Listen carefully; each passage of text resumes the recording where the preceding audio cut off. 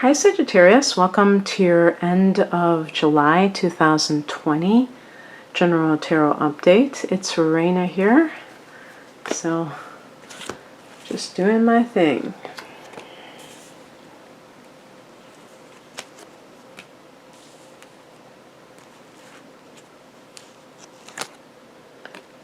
Ooh, this card is kind of sticking up, so I'll put it here.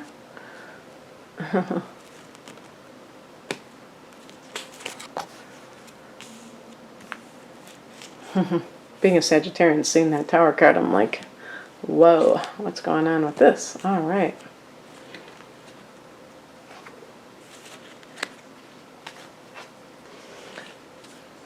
And you know, it's really funny because I experiment sometimes with different types of general readings. I've occasionally done weekly readings, and that felt weird because no matter, what I do, I always tend to, maybe it's being a Sag, overblow things. And even with these 2-week readings, it seems like so much that this could be about, and yet it's only for a 2-week period, which of course it's just silly because you could call it more of a snapshot of what might be going on right now in your life, and kind of the themes, and how you end up dealing with it might be months down the line, or who knows, if at all.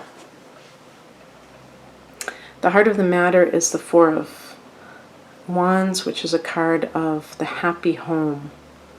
Why is the home happy? Maybe it's that dream of your dream home or your moving house.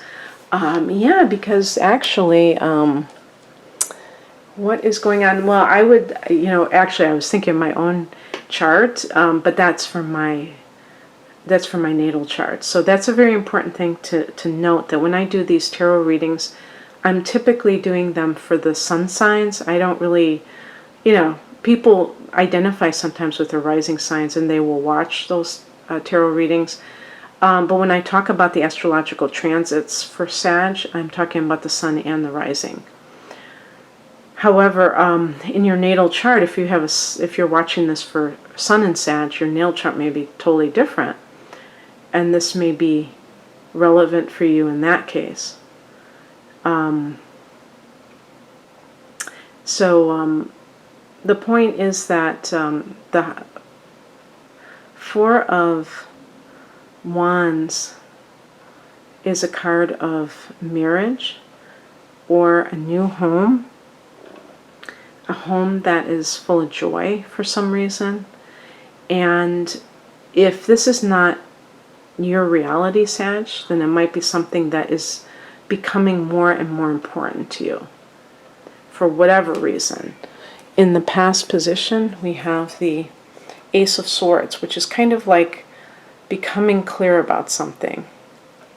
It's like maybe getting those cobwebs out of your mind about a particular issue so that you can see things more clearly. And what could that be? Well, it could be if you've been in denial over something, you didn't see things in a particular light that you should have, maybe involving your marriage, and marriage meaning also live-in situations, and now,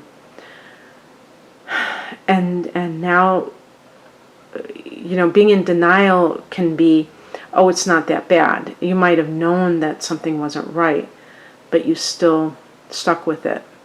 Maybe you have children, and that can certainly make a person motivated to stick out a marriage that is negative. And so isn't it interesting that we're talking about this card, the Four of Wands, also being a new home, or a happy home, because you can have a new home, but if you have a toxic relationship within that home, what good does it do? You're going to dread going home every day if you work outside of the home. So all of that, the structure, the number 4 is about structure. It's the number of Saturn. So home, in astrology, the fourth house is a house of home, family. The home and family life is only as good as the people in that environment. The home itself could be a hovel. It could be like a hut. And if the people love each other, it's going to be magical. And you could have a mansion and there's like this negativity and it's hell. So it's really not about that outer structure. Even though that's what the card, what the number represents. The higher message is the Hangman. It's like, sometimes this can be, are you sacrificing needlessly for somebody else? I was also thinking of the situation of the person who is waiting for somebody to leave their marriage and realizing that they're being jerked around. So the spiritual message is, how long are you going to stay there? Waiting, being in a state of limbo, which is what this card represents. You might think that there's a good reason to do that, but really it's simply this sense of not being able to make it happen, make something happen that you want to happen. And the other thing too that I think is important to note is that the Ace of Swords is a card of moving forward too. But you can only do so when you really are clear-headed. Sometimes relationships can make us very muddled because there's this intoxication. If you feel very strong emotions for somebody, that can overwhelm you and overwhelm your logic and make you a bit illogical or doing things that are not good for you, thinking that it's going to somehow lead to you being happy. And when everything begins to settle down and you hear over and over again these same excuses, then it starts to, these ideas start to formulate in your mind. Maybe I'm being jerked around. Maybe it's not what they say it is. Maybe they're telling me something that isn't true. And why are they doing this? Are they trying to string me along? Do they ever plan to leave their marriage? In some cases, you may not have even known that this person was still married. And they just happened to tell you after the fact, or you found out and you asked them and all of that. And now you're just twisting in the wind.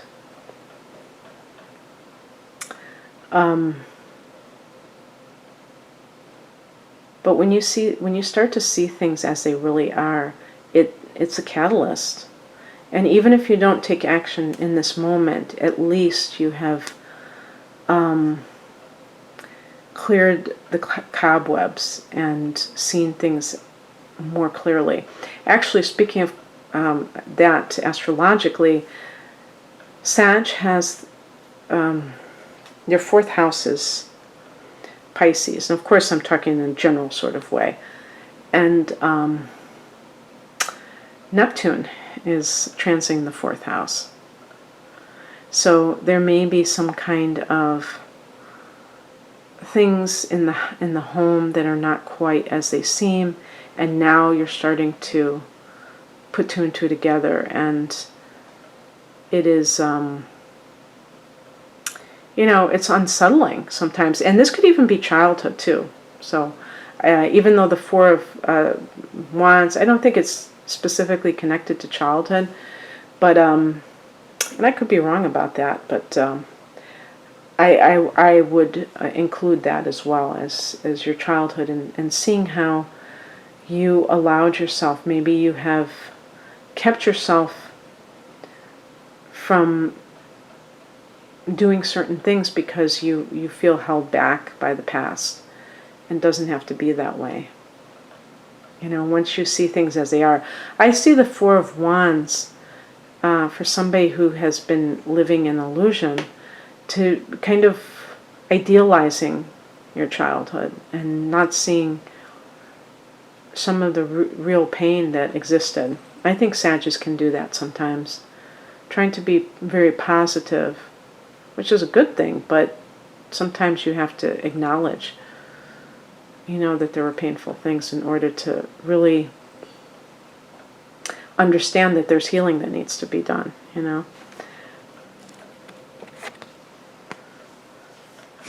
What crosses you is the Knight of Swords. If this is an individual, this is somebody with a strong air and fire, maybe combination. This kind of person is so, since it's swords, I would say, like for instance, an example would be, Gemini, Libra, or Aquarius with, I'm just giving examples, a moon in Aries or a rising sign Aries, and they're very aggressive. They're very combative verbally. And, why is this person like this? I don't know. Perhaps this is the person that you're with. And you're seeing their true nature. And before you kind of believed their what they said, this person may be kind of emotionally immature, and so they try to kind of defend themselves or to gain power by being verbally abusive, mind games. But they're not, I was going to say, the King of Swords in reverse is the one that's the real scary one, although those people might even be professionally involved in that, so that you even believe them more so. But in this case, actually the Knight of Swords can be a lawyer. So if there's any kind of a thing with a house and you've been waiting on a house to hear, watch out that you're not being swindled by a shady lawyer or shady salesperson, like real estate agent, something like that. But this person, they may try to gaslight you into thinking differently if you're onto them. Like for instance, let's say this is somebody who you're having an affair with, and you keep telling them you said that you're going to leave your marriage, what's going on, and they say, would you get off my back? You're such a nag, or, and all this stuff. And then you start to think maybe it's my problem. And you kind of back off without thinking, wait a second, there's so much wrong with this situation.